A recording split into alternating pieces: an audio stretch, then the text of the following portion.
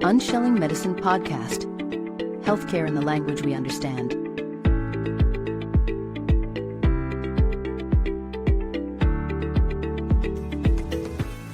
Welcome to a show today. Today's kind of a full circle show for me because I get to interview a colleague that has finally decided to follow her calling. You know, I have the wonderful pleasure of having Karen with me. Karen is the founder of Solution with a Soul, right? And she's also the podcast host for Awakening Potential. So Karen, welcome. Thank you so much. I'm doing awesome. Thank you. I know this is going to be fun. I love it already. It is. Grab a chair, grab a seatbelt, actually. Two nurses on, you're going to find out things and learn things, whether you like it or not. So, Karen, I was so happy to discover in our discovery call that you are also a nurse, and your journey, many nurses has spanned through many practices and specialties. So if you don't mind, take us through your journey as a young lady, getting into profession. How did that happen for you? And how was your fulfillment during your time as a nurse? Actually, it started when I was young, seriously, because I always knew I was a healer. I just didn't know what kind of healer I was or what that looked like. I used to bring back dying plants, and my dad said to me, "You're never going to make a living bringing back dying plants." I love it. He goes, "You're never going to be a nurse. Your mother wanted to be a nurse. You be a nurse." Well, prior to that, I grew up in the generation, I'm a little older than you, but I grew up in the generation where kids to be seen, not heard. Consciously, when we tell our children things like that, my dad would say to me, "Go out, play. You asked too many questions." I was very curious. Consciously, what he was telling me in essence was he didn't have time for me. I must not be worthy. So already compounded by my lack of worthiness because of where my mom was at, having no self-esteem, no self-worth. And I didn't recognize it back then. I just thought that was a normal thing. And fast forward into my nursing journey, I did go into nursing because Dad told me to. And it wasn't that I didn't like it. I did like it. I gained a lot from it. I figured if I'm going to do it, I'm going to be the next Florence Nightingale and save the world. Boy, was I thwarted. It was like a rude awakening, because I remember being very involved. And I ended up pulling out my back at one time because I had an aide that was supporting me lifting a patient literally like this. And I took the brunt of it and tore my low back. And it was like, man, this isn't what I signed up for. So people don't realize what goes on behind the scenes for nurses. I mean, they blow their knees all the time. They have back issues all the time. They don't really get a chance to sit. My daughter herself is a nurse. She went through COVID training to become a nurse during the COVID, and she was wearing the hazmat outfits. And her face was raw from the mask. She would hold her bladder, so she ended up with infection. So people don't really understand what's going on. But I remember for myself, more specifically, a doctor saying to me, "Here's a script, discharge this patient, send them home with follow-up." And I looked at the script, and before he left the room, I said, "Well, wait a minute. You're masking the symptoms. You're not getting to the root cause." And he looked at me and he said, "Well, if you don't do it, there'll be somebody else take your shoes." And he walked out and I went, oh, I had no self-worth, self-esteem. So I didn't have the comeback words in the moment for him, but it really left a mark on my heart. And I said, something's got to change. Something's got to give. And then fast forward during my divorce in and around 2004, I started going through my divorce. My mom got really sick and she started painting at age 72 and had no one she was 2.5 hours away from me. So she had no one to show her paintings to. So she would call the doctor's office and say, "Well, I've got a migraine headache." And they'd say, like, "Come on in, we'll give you something for it. We'll treat it." And of course, they give her a script and she's with the painting under her arm and they're, this is gorgeous. So she goes home and she paints another one. And then she calls them up 2 weeks later and the script you gave me made me nauseous. "Well, come on in. Your painting's gorgeous." And one day I didn't hear from her. She was a hypochondriac. And that's how she got love and attention. We don't think about things like that. And often in the nursing profession, in the medical profession, a lot of people will show up in that realm, they just need to be heard, seen, and loved. They're alone or whatever they're going through. And my mom was slurring her words when I called her. And when I got to her house, I dropped everything, got a sitter, and she was 19 medications in, three doctors, and no, and she was curled up on the floor in a fetal position. And I said, the buck stops here, not on my watch. And I made it a point and I declared, because in the beginning was the word, right? So I declared that I was going to be the catalyst for change. And that's been my mission ever since. Thank you for sharing that, Karen. And this is a story that is all too common. Talking about generational differences, your mom also comes from a generation of not really speaking what you truly feel. Just use the means to get the attention that you want, or use whatever means to get what you want. Yeah. Then coupled that with loneliness, it can really lead to a behavior of attention seeking in a sense. In this regard, there was actually a diagnosis for it, right? So it leads into this pattern, not really behavior, this pattern of negative feedback. Exactly. You know, that you're craving for feedback, whether positive or negative, as long as some feedback satisfies that little oxytocin synapses. So when you stepped in, especially as a daughter, did you feel like you got some resistance from your mother to really step in, or your presence, being that she really wanted that attention and love, was your presence enough to have her seek healthy attention as opposed to an attention that wasn't so positive or healthy at the time? Well, sadly, sad but true, it's like similar to when your mother says something, but the kid is going to resist. What you resist persists. Well, she was the kid in this instance, and she was resisting it. And I was learning because I just declared I was going to be this, and I had no idea what this was or what that looked like. So I was still learning. But what I've come to learn is, even because I was going through the divorce at the same time as I was dealing with my mother and three very young children, I was playing victim myself. She was playing victim. Yeah. I didn't know any other way. But what happens is it perpetuates, because what you think about, you bring about. That's a law of attraction, energy. Everything is energy. So your mind, in the world of neuroscience, your mind is going to look for ways and means of making you right to protect you, the ego, right? And her ego was already set in these patterns. She had these really bad habits of getting attention by, complaining about it. Oh, I can't do this today because I got a migraine. Why don't you go do the laundry kind of thing, or whatever it was. And without questioning, as kids would do it. And then, of course, when we were grown and gone, she would find somebody else to do it, because there's always somebody else who's willing to jump in and say, look at me, I'm the savior, or whatever. So what happened was, stress is the number one killer, as you know. And whether we realize it or not, all of these symptoms and these patterns create stress hormones in our body, and stress creates dis-ease. So in that space of dis-ease, her dis-ease ended up translating later on into cancer. A lot of people, whether it be diabetes, whether your body's always talking, whether you choose to listen or not, that's on you. And it'll come back and keep going, wake up, wake up. If you don't listen, it knocks harder. And then that's when the heart attacks and the cancers and all that. So through my educating myself that way, rather than looking at pills as a cure-all, and there is a time and place for everything. I'm not saying don't.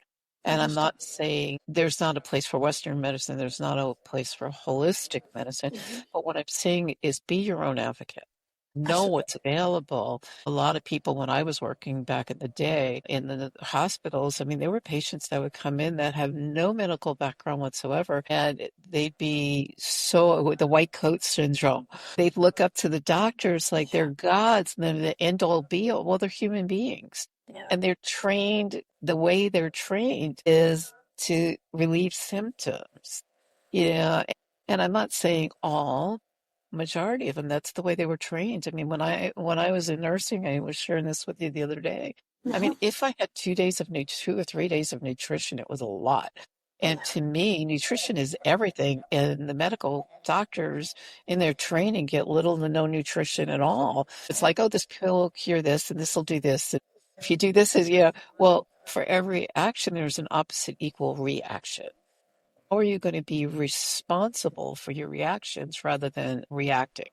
So we have choice.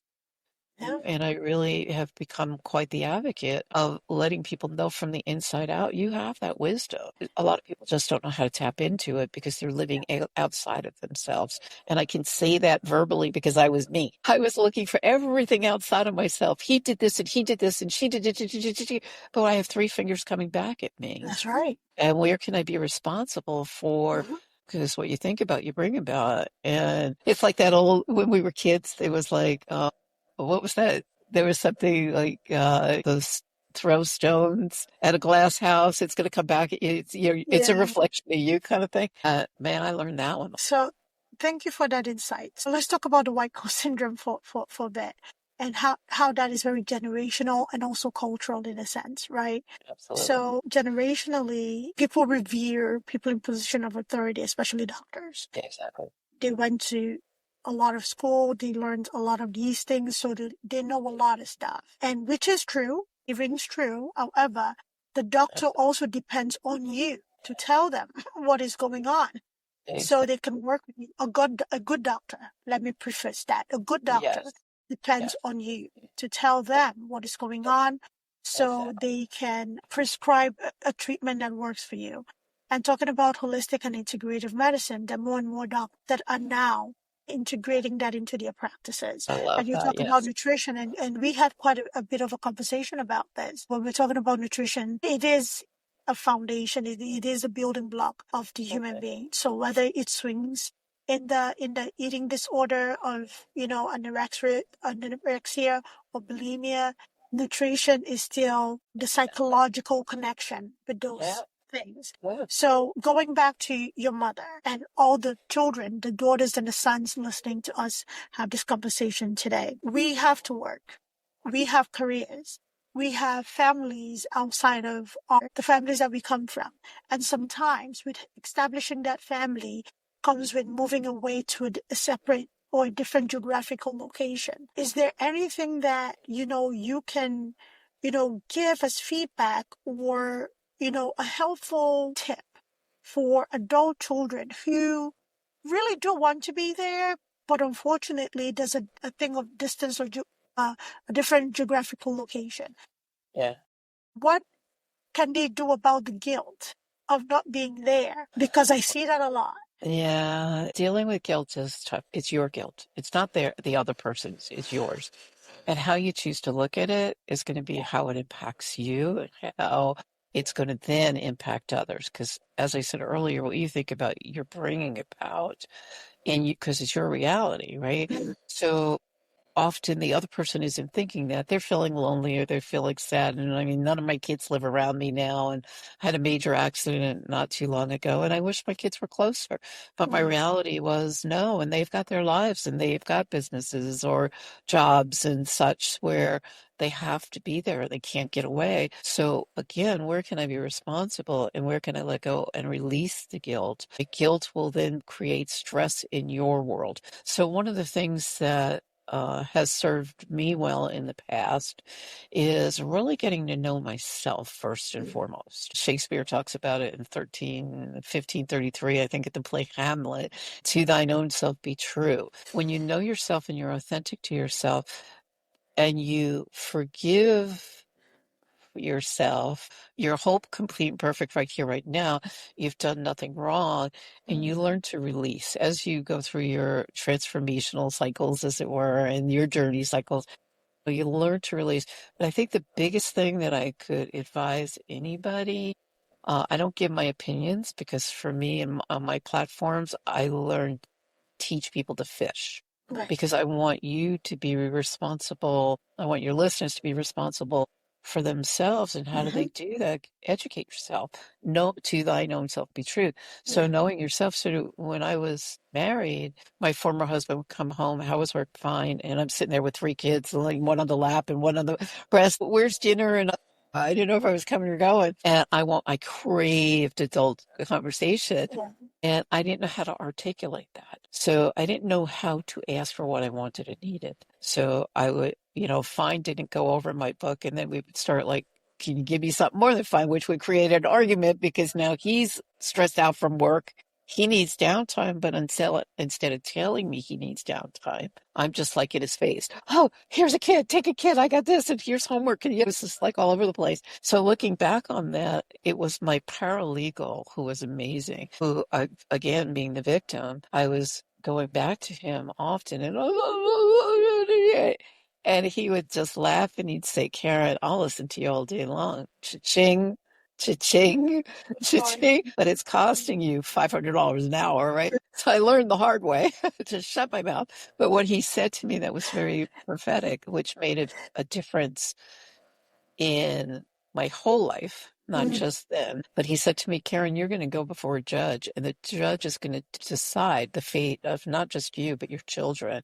Right. And if you want to keep your children, I would start thinking about how you're going to do that. And I just was like flabbergasted and I paused and it made me realize I'm my children's first advocate. I'm their first teacher. What am I teaching? What am I modeling to them? And I promised myself in that moment I would never be that again, the victim and everything else. So I delved into communication courses. Communication courses were probably across the board in my whole life, in my relationships, in my career, in my health, in my wealth, everything. Because when you don't teach communication courses in school. It's like nouns and verbs and create a sentence, but they didn't teach. I mean, there would be a time when I would never look at you in the eye. I'd be like, I had no self-worth. But the more I practiced, and I said to myself, what I always ask myself works for me. What can I build with this? Everything is an experience. What can I build with this? What can I do with this? Wow, I'm learning to talk. Like there was no way I'd be on people's podcasts and being seen globally or whatever. Now I travel globally and I'm on stages globally. But at the beginning, there was no way I'd be sitting there shaking. I'd have the runs. I'd have all the visceral responses. But the more you do anything with practice, the guilt leaves. I think that the guilt thing is a big thing for most children that are not close by, especially when it results in, say, an injury or a serious medical condition. So in the home care space, there's a lot of that. So let's just tie it back to us as a person, us as a being. So what emphasis should a person place on themselves, especially if you're in a position of being a caretaker, a mother, a child who's responsible for an aged parent? Where should you place yourself on that priority list? Because as women, we have a bad habit of being at the bottom of that pyramid. Absolutely. The people pleasers. I know it well. I'm a reformed We people. have a horrible habit of placing ourselves there. We're juggling career, we're juggling a household, we're juggling businesses sometimes, we're juggling kids, the husband, sister, daughter. What should we do? Because holistically, if you don't have a balance, you're going to fall apart.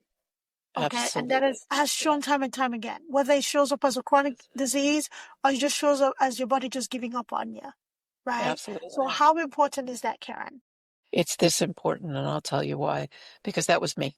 I'm a reformed people pleaser. And getting back to the guilt, I felt guilt for taking time for myself. I was doing 6 hours of carpooling. My mom was now sick. My former husband would say to me, well, you didn't clean the house today, and what's for dinner? And I'm sitting there like, who's doing the homework and who's lost their shoe and all of that other stuff going on, and feeling guilty because I wasn't there with my mom when she was going through her stuff. And I had to really pause and take a deep breath. First and foremost, breath is free. Number one. Number two, if you don't put on your oxygen mask first, the whole thing will fall apart. So I remember going out, I kid you not, I went out on strike one day. My former husband came home from work and I said, here's a kid. I'm on strike. I'm gone. My hair was coming out in lumps, in clumps, so my adrenals were failing. They told me that I was borderline diabetic. Stress will cause that. And as a result of that, I was eating to relieve the stress, and I wasn't eating the right foods. I was just eating whatever I can grab because I had no moments for me. I wasn't taking the time for me. And I went to the beach for 3 hours. I turned my phone off for 3 hours. I even made a sign saying, I'm on strike. And the girls looked at me like, what? And I walked out the door. My point was made. Because if you don't be the advocate for yourself, and we're talking about being an advocate with doctors and in the hospital, but you've got to be an advocate for yourself first and foremost. I don't know where that came from, but I just got sick and tired of being sick and tired. And I went, I need to. So I started taking every week, Wednesdays, I would drop the girls at school. And I live in Florida. So I was 45 minutes from the beach at the time. And I would go power walk on the beach. Dear God, give me more strength. And then I realized when you ask for more strength, you're going to get more challenges. Word Yes. creates reality. So be careful what you're putting out there. So I learned that one the hard way. We're laughing about it now, but for me, it was like, holy crap, my life is falling apart. Again, being an advocate for myself and now learning how to communicate my wants and needs. I would start asking, like, feel, but I really, but you got to start someplace. Even when your voice is shaky, you got to Right. work that muscle. And the more you do it, you gain the confidence and the Mhm. self-worth and the self-esteem. And that's something you're not born with. It's something that you have to develop. Did I feel badly? Yeah, it's tough leaving your kid behind. It's tough leaving your mother behind. But the reality was I had to take care of myself. I mean, you can only see a portion of my hair. I have a mane. It's really thick. It was coming out in clumps to the point where my hairdresser was like, Karen, this is not healthy. You got to do something. Go to the doctor because, you're going to lose all your hair. And I was like, it was real for me. I was burnout as a result of all of that guilt and stress and everything else. One thing compounds another, compounds another. So my recommendation is take a pause break, deep breath, because when you take a deep breath, you're oxygenating your brain, allowing yourself to think clearer, because when you're in the midst of it, you're not thinking, period. So take a breath. And what are you going to do for yourself? Even if it's one small iota of I'm going outside to take a walk in my backyard. Right. Tomorrow I might take a walk around the block, but I need me time because if I can't regroup this whole thing falls apart. That's So right. it's when you start acknowledging it, and here's the caveat to that. And this is what supported me getting the guilt away. So I had the experience. What can I build with that around my communication with the courts? What can I build with that? I'm going on strike to take care of me because, again, in the world of learning that I'm important, what am I modeling to my children if I don't take time for myself? I'm now modeling to them that it's not right for us as women, and I have 3 daughters, it's not right for us as daughters to take a moment to think and pause and, self-reflect and take care of ourselves. So I got to model that for my children, and I remember my middle one would say that to me all the time, you're so selfish, and you brought me into this world. But the reality, again, it let her go on and on and on. And I let her be heard and seen. And yes, I brought her into this world. And yes, she's going to have a life. And yes, I'm going to model the best I can with what I have, with the tools that I have. Am I perfect? No, far from it. But I do the best I can. Beautiful. Thank you. Because it takes a lot of gumption, for lack of a better word, to step out and do those things for yourself without the guilt. Even going to the store to buy something that you need for yourself. Yeah. And if you don't buy anything for the kids, there's almost that notion of guilt that, okay, I'm walking out of this store with something for myself. Yeah, you deserve it. It's okay. Because when you shop for the children, you focus on the children. Yeah. And just pivoting into nursing a little bit, do you think that we are susceptible? I don't want to call it people pleasing because this generation of nurses are different. I know we talked about that shortly before we got on this call. But do you think that as nurses, as carers, we're often, the precipice of coming into the world and living the world? The empathetic aspect of us puts us in a place of susceptibility to putting ourselves last because we're often worried about other people first. In case of emergency, we often think of danger to ourselves last and we think of saving that person first. With most frontline workers, I would say. So do you think we're susceptible to over-sacrificing ourselves in a sense? Absolutely, because you're not taking care of ourselves. We weren't taking care of ourselves. As an empath, part of the reason I really had to leave nursing, because I remember I was taking it home at night. I was lacking sleep. And I remember one day waking up at 3 in the morning. I'll never forget it, because as an empath, I was taking on everybody else's stuff, their misery, their pain, their suffering. And I remember Mrs. King, I'll never forget her. I made her a promise. Nursing was different back when I was doing it. We were still writing charts. I'm aging myself, but we didn't have computers. So we would do rounds with the incoming nurse. We would do our notes and we would give report. And we would sit at the nurse's station and do that. And I remember had got Mrs. King, who had cancer. She had asked me to do something. And I said, yeah, let me do this and I'll get right back to you. And then I got sidetracked and pulled into some other, there's always something else you get pulled into. You're being pulled in so many different directions that I went home that night at 3 o'clock in the morning. I remember waking up and I called the front desk and I said, listen, would you please go in and tell Mrs. King that I'm really sorry. Can you please do it for her? And she says, Karen, I'm sorry, Mrs. King passed her. And I was just devastated. So I had to live with that devastation for a long time. And what I learned from that, because what can I build with this? What can I learn from that experience? Never make promises you can't keep. So that taught me, and I was saddened by the experience, but I was grateful for the experience because I became very apathetic as well as empathetic to my patients. And I mean, I have not been in nursing during this generation, but I see and I experience that Mimi I conversation. I've got to wonder. I had a major accident when I was in Costa Rica. I don't speak Spanish.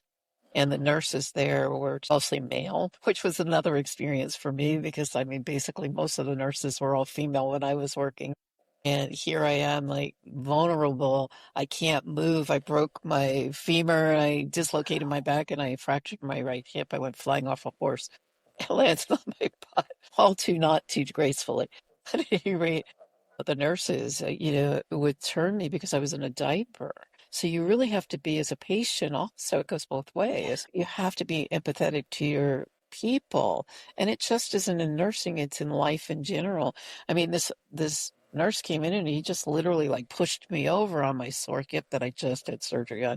And I thought childbirth was like a lot. This was like, I remember saying so, opening my mouth. And I never would have opened my mouth before.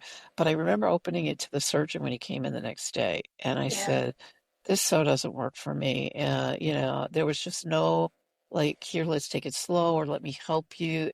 That doctor literally went and he says, you're no longer able to go in her room again. But again, advocacy for yourself.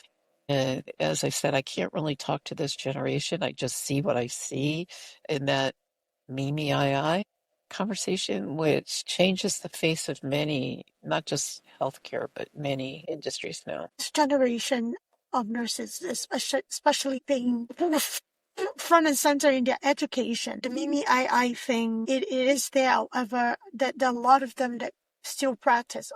In any profession, you're going to see people who get into it for the right reasons and people Absolutely. who get into it for the wrong reasons. And people who get into to nursing for the right reasons, they are there, those diamonds in the rough, where they are actually practicing in a way that is safe for their patients. Yeah. However, nursing is different from, granted, I wasn't in your generation of nursing, but I was right behind that generation of nursing where I can still remember paper charting. And there have been a lot of improvements with the me, I generation as well. Okay. They're not afraid to speak up. No, They're not afraid to confront. The blackballing thing and bullying in nursing, I will say it needs to stop. Serious. So the bullying in nursing is still there. It's sad. It saddens me to even say that. However, the new generation of nurses are standing up for themselves.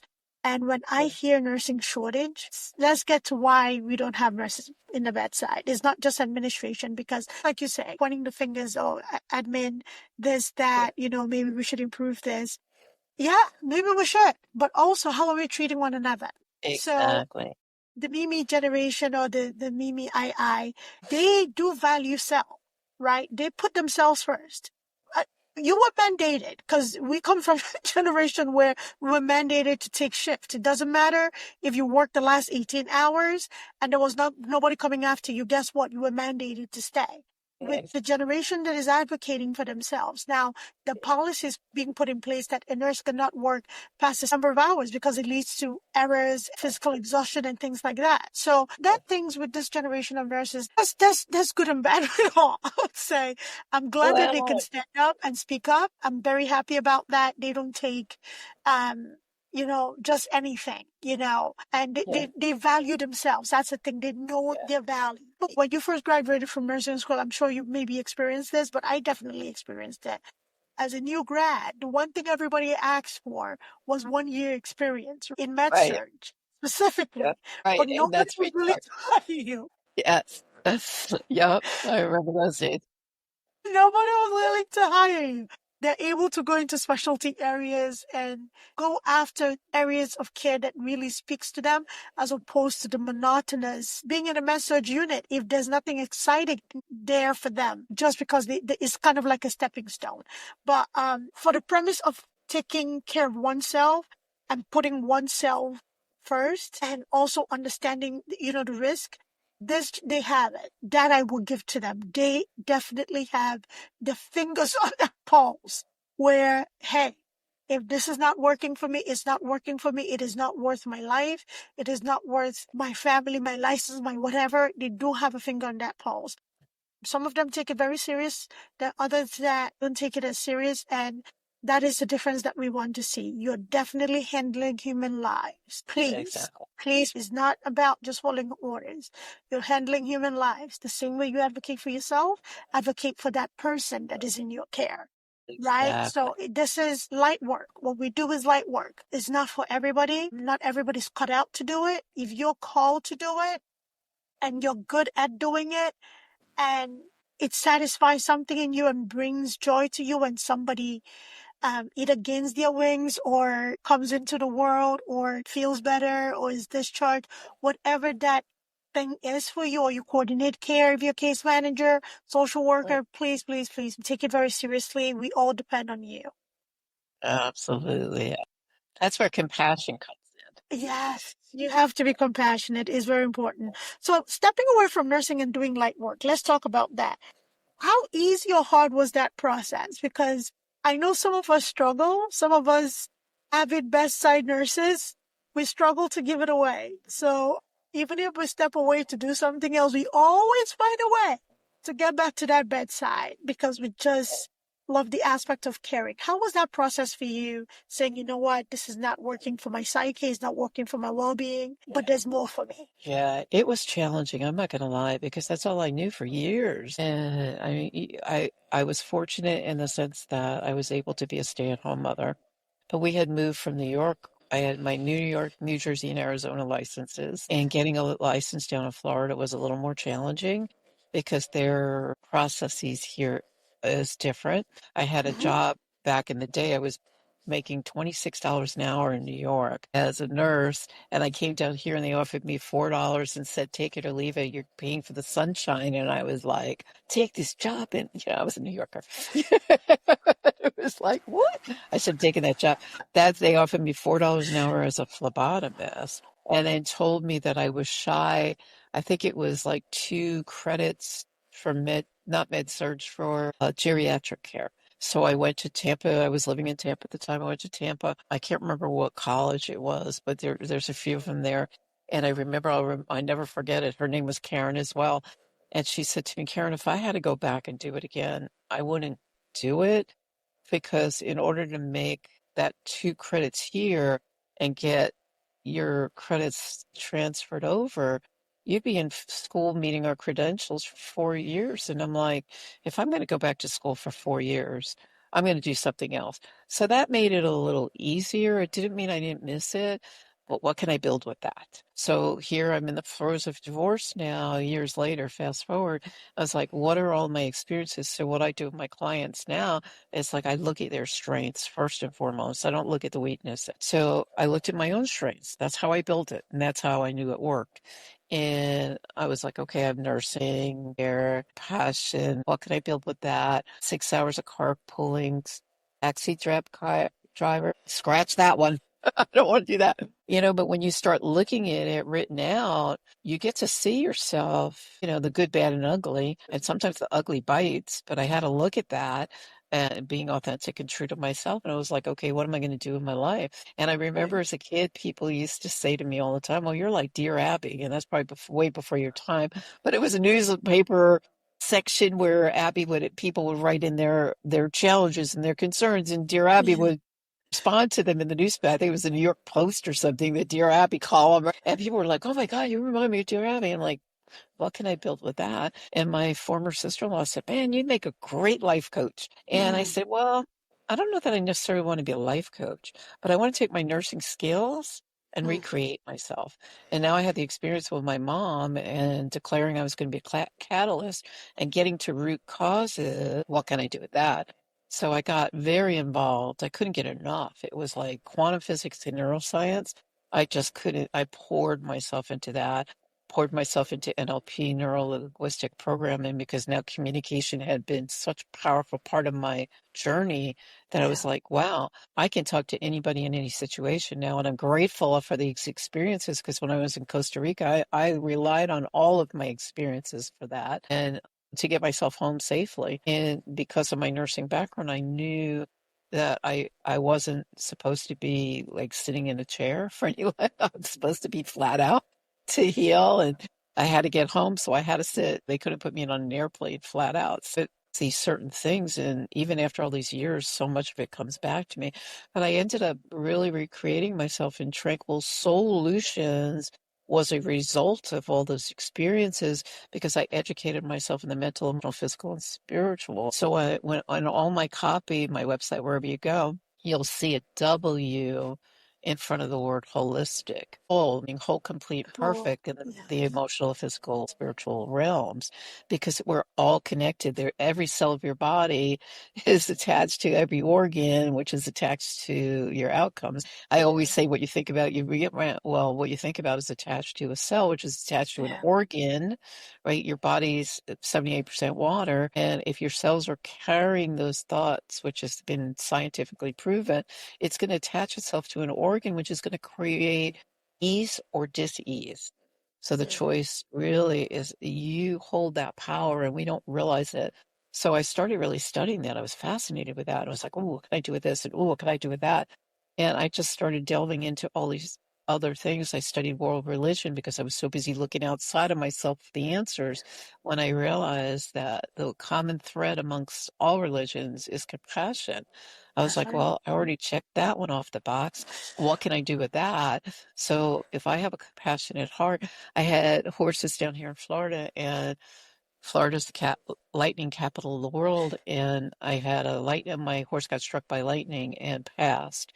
And then my second horse got struck by lightning. My spiritual mentor, because I was on a spiritual journey for many years, I became a healing minister as a result of that. And my spiritual mentor said to me, Karen, like, are you going to look up the meaning of lightning strike? And I said, well, I already know I'm an empathetic intuitive, no less. I said, I already know what it means. And she starts laughing. She goes, when are you going to step into it? And if you look up the spiritual meaning of lightning, it's all about being a light in the world, which you had alluded to at the beginning. Finally went, all right, I'll step into it.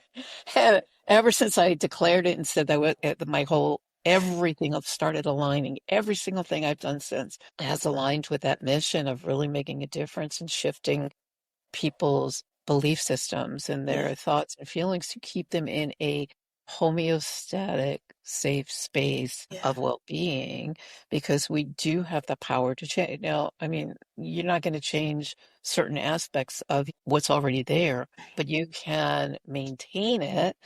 and if you really, really want to dig deep and get into a religious, more of a religion, and I'm not religious, I'm spiritual, but if Right. you want to dig deeper, I mean, if you look into the Bible, there's so many stories we can reflect from the Bible where it's like, get up and walk. And if somebody told you that today, you go, but, right? And we make excuses for ourselves rather than looking what's possible. So when the doctor told me that my chances of walking were going to be slim to none without skipping a beat because of my training and the transformational work that I've been doing, without skipping a beat, I said, your diagnosis doesn't have to be my prognosis. Watch That's me. right. So here I am 2.5 years back into it. Not only am I walking and dancing and, I'm not riding more horses anymore and I'm not running any races, but I am doing everything, kayaking. Life word creates reality. One of the chapters in one of my books is words is medicine. And I believe that's a very, very powerful healing tool. Right. So the pivot, what was that pivot like for people around you? Because what I find is when you're on a journey, either living out your purpose or you're on a spiritual journey of sort, sometimes it feels like you have to almost bring people along to convince them. What was that for your support system? What was that like for your support system? So I your really family didn't and have a children? support system. Most people thought I was crazy, but you're a nurse. You could go back to nursing. You're getting divorced. You'll have a job. You It's won't all have to. related. It is no different. Oh, who are you going to listen to? People are always going to give their thoughts, feelings, and Right. opinions. It's on me to choose what's going to work for me and Right. align with me. And I just didn't feel aligned to be going back. Did I miss nursing? Absolutely. Did I miss the camaraderie and the socialization and the community in the nursing realm? Mhm. Absolutely. Did I miss the patients? I did. I gained a lot from it. However, it wasn't filling my soul any longer. I'm not the same person I was yesterday. I'm not the same person I was years ago. Right. So in that moment, I chose differently, and everybody was like, "Oh, you're making a mistake." And well, I'm about to be in a movie. They just texted me asking me to, call after this call because they're Yes. scheduling time. You never know who's listening. You Absolutely. never know where you're going to be, and you never know whose life you're touching as a result of it. I did because I'm a creative, and I do creative problem solving. Right? So when I was looking at all my strengths, I was like, well, as a kid, I played with manipulative puzzles. What can I do with that? I mean, that's how far back I went. Wow. I hated those flat ones that were very boring for me, but the manipulative ones that you're sitting there twisting and turning fascinated the heck out of me. What can I build with that? I'm a creative problem solver today. So for me, when I look at challenges and concerns that people are having, that Yeah. to me is like a puzzle. Let's figure it out. I Right. went down, I spoke at a conference, a creativity conference down in South Africa, and I listened. Part of communication is in the listening, Listening. not in the Yeah. speaking. So I listened to what their concerns and their challenges were, and they happen to be teachers at this particular segment of the conference. And then next year I went back with a plan and I played and I taught them play. So you get out of your head for the significance and you learn to play. So even if you're still in nursing or whatever, you can still play with your patients. They're Yeah. sitting there not knowing anything about medicine, majority of them. Yeah. They feel like they're not only vulnerable, but they feel like they just put their lives in your hand and you're their end all be all. Learn to lighten up with them. Attracts like. You can lighten the load for them as well. They're going to look at you. They're going to wait for you to come in the room. You're going to light up the room. I used to have a flower in my hair all the time. They couldn't remember my name, but they remembered the flower in the hair. And I remember I was in Brooklyn. I'll never forget it. And the supervisor was a little girl, and she would come to the desk. Karen, get that flower out of your hair. It's not protocol. Da, da, da, da, da. And I would put my hair up with chopsticks and all that. Get that out of your hair. And as soon as she left the floor, patients loved it. It brought joy and light to their life. I'm like, okay, yeah, thank you. you know, write me up, whatever, but go talk to the patient in the room that's dying, and I'm bringing some light to their room and a little bit of spark of joy because I would go in there and I always find something positive to say to them. Yes. Thank you so much, Karen. So for everybody listening to us, where can they find you? What are your offers? How do you work with folks who say they're in healthcare, nursing to be specific? Because a lot of Perfect. nurses are very versatile, and it's often great when you have an example to follow or see that somebody's actually stepping into their light. So where can they find you and how do you work with people? Yeah, everybody has a gift and everybody has light. So don't discount it. Don't say not me, because I remember well I did that myself, but you know what? I found it. And it's not like it's just lost, but you can find it again. It's there. You were born with it. So you can find me at www.tranquilsoul, soulutins.com. It's my last name is spelled Rudolf, Rudolf, not PH with an F. Christmas time I get nailed. So you'll always remember. Uh, One of the things, though, I do have a ebook, a giveaway for your guests. Anybody, and I believe that will support anybody listening, because I do a lot of reflective work. And in 2007, after my divorce, I declared I was going to create a tool that's going to be low cost and available for every household as a result of my journeying and what I've learned to make it simple. So I created the Tranquil Solutions Clarity Tool. It actually, after 15 years in the making, it's my baby. I just officially launched it this month. The reviews have been off the chart, and I'm so proud to say that. And I'm not sitting there going, because it really took a lot of time, trial and error.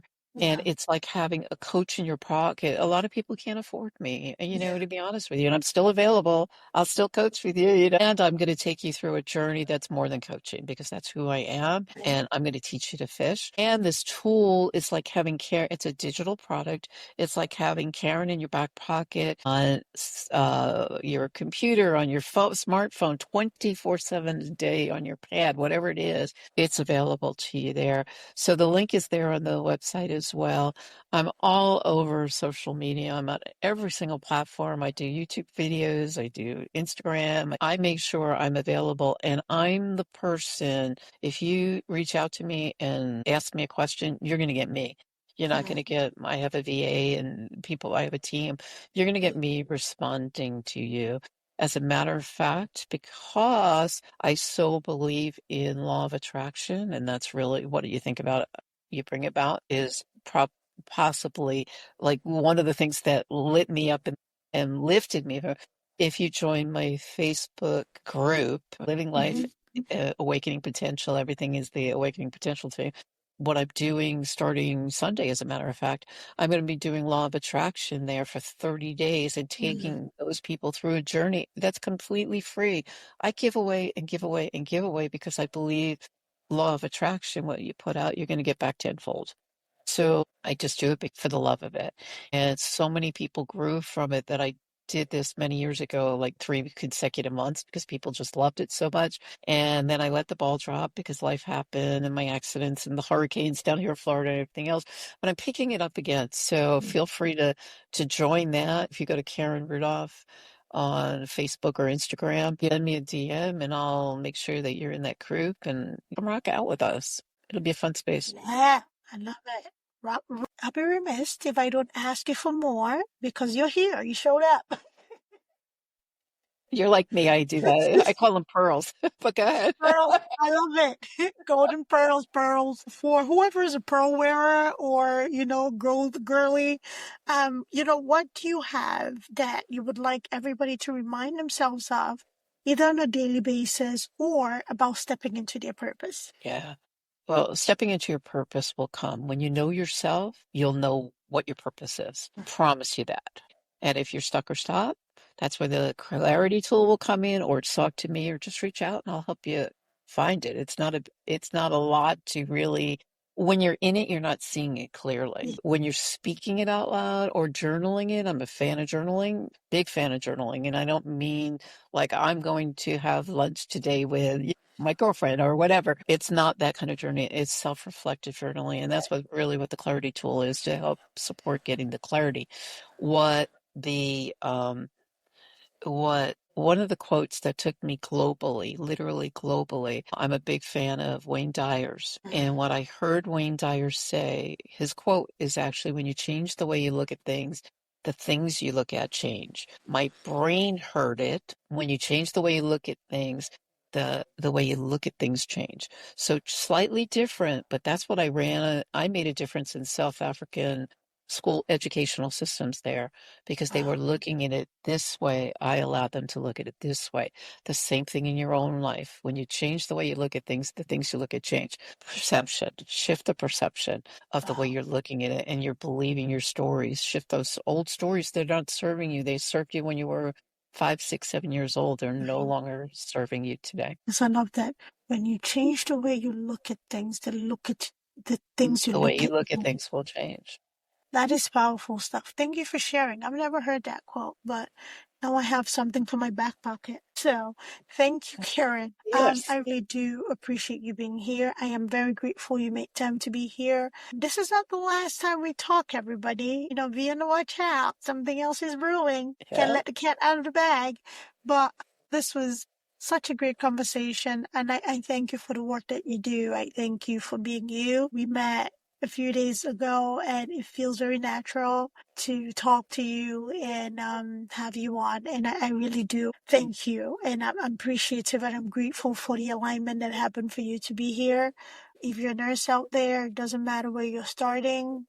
In your early career, you've done this a few years, or you're about sick and tired of it. So if you're looking for something else to do and you know you have it in you, you can always pivot. You don't have to beat yourself into the ground. Whether you're a nurse, in the helping profession anywhere, construction, wherever you may be in life, there's a reason why you would pulled into whatever career you have. There is something embedded in you that needs to see the light of day. It is your responsibility to let it see the light of day, water it, step into faith. The one thing that I learned on this journey is that don't worry about the how. Just do it. Exactly. Don't worry about how. Just put yourself out there. Do it. Do the thing. Yep.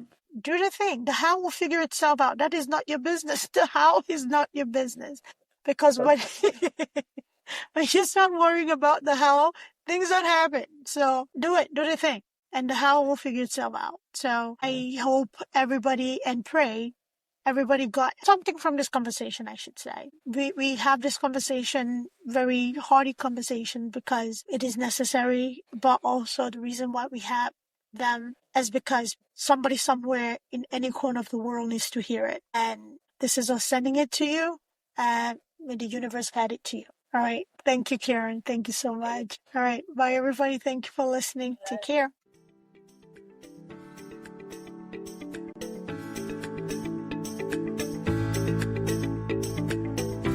Thanks for tuning in to Unshelling Medicine Podcast. If you want to stay up to date with the latest episodes, make sure to hit that subscribe button on your favorite podcast platform. If you enjoyed today's episode, please take a moment to leave us a review. Follow us on social media at Altruistic Scribe on Instagram, TikTok, Facebook, YouTube, and LinkedIn. We share additional tips, updates, and health-related content that you won't want to miss. Have any questions or topics you'd like us to cover in future episodes? Reach out to us at altruisticscribeco.com. We're always eager to hear from our listeners and tackle the health topics that matter most to you. Until next time, stay healthy and take care.